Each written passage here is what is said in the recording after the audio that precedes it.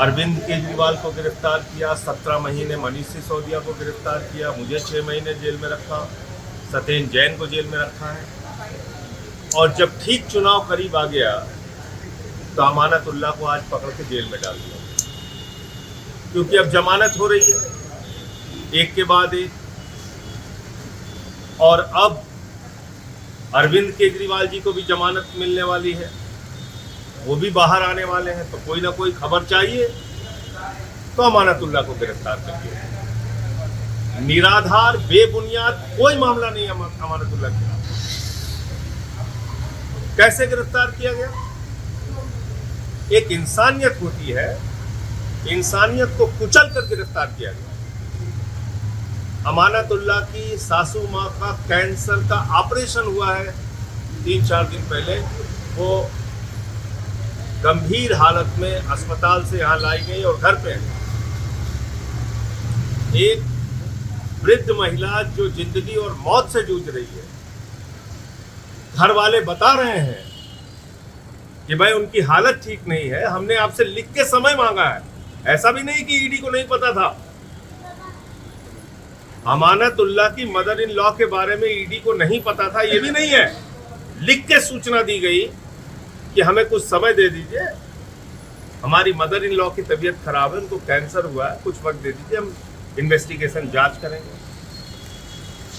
और आपको अब मैं जो बताने जा रहा हूं वो कानून के किस दायरे में जांच है या कॉमेडी है, ये मीडिया के लोग और इस देश के लोग खुद तय करें। 2016 में वक्फ बोर्ड का एक मामला बनाया जाता है और उस मामले के आधार पर सीबीआई पर्चा दर्ज करती है। पहला पर्चा 2016 में, 6 साल तक सीबीआई जांच करती है उस मामले की।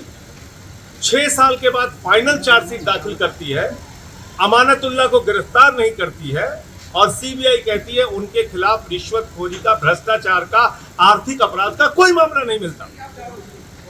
2020 में इसी मामले में एंटी करप्शन ब्रांच एसीबी वो मुकदमा लिखती है।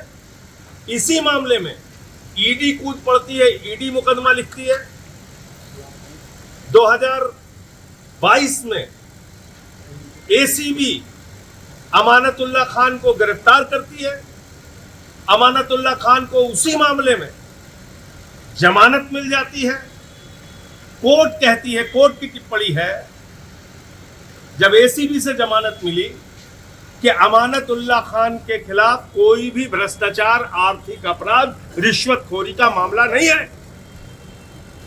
उसके बावजूद 2023 में अमानतुल्लाह खान के घर पे ईडी का छापा होता है, ईडी की छापेमारी चलती है। फिर 2024 में ईडी बुलाती है, 13 घंटे तक पूछताछ करती है। किस मामले में पूछताछ कर रहे हो?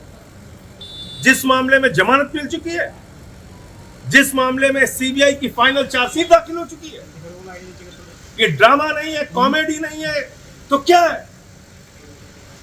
और आज सुबह सिर्फ गिरफ्तार करने के उद्देश्य से, जेल में ठूसने के उद्देश्य से, जेल में डालने के उद्देश्य से अमानतुल्लाह खान को गिरफ्तार कर लिया गया। मैं भाजपाइयों को कहना चाहता हूं, तुम पूरे देश के सामने एक्सपोज हो चुके हो और तुम्हारे नेता, देश के प्रधानमंत्री नरेंद्र मोदी एक तानाशाह के रूप में स्थापित हो चुके हैं। बड़े बड़ों की तानाशाही नहीं चली, तुम्हारी भी नहीं चलेगी। तुम भी एक दिन सत्ता से हटोगे, जाओगे और इन बातों का जवाब देना पड़ेगा तुम्हें। आप सिर्फ गिरफ्तारी पे गिरफ्तारी किए जा रहे हैं। सुप्रीम कोर्ट से ईडी को लताड़ लग रही है, सीबीआई को लताड़ लग रही है, जांच एजेंसियों को लताड़ लग रही है। बावजूद इसके आप सुधरने का नाम नहीं ले रहे। आप आके अरेस्ट करके लेके चले जा रहे हैं, किसी को भी पकड़ो, कॉलर पकड़ के गिरफ्तार करो, जेल में डालो। ये कौन सा न्याय है? ये कौन सी कार्रवाई है? ये कौन सी व्यवस्था है? तो इसलिए पूरी की पूरी आम आदमी पार्टी अमानतुल्लाह खान के साथ खड़ी है, उनके परिवार के साथ खड़ी है। उनकी जो वृद्ध सासू माँ है, उनके साथ हम लोगों की सिंपैथी है, सहानुभूति है। लेकिन निर्दयता और तानाशाही की सारी पराकाष्ठा मोदी और ईडी ने पार कर दिया है। ये आज पूरे देश ने और दिल्ली ने देखा। और जिस चुनाव के नाते ये सब कर रहे हैं भाजपाई, उनको मैं बता देना चाहता हूं, ये कार्रवाई तुमको बहुत महंगी पड़ेगी, बुरी तरीके से चुनाव में हारोगे। यही मैं कहना चाहता हूं। न्याय मिलेगा अमानतुल्लाह को भी, उनके खिलाफ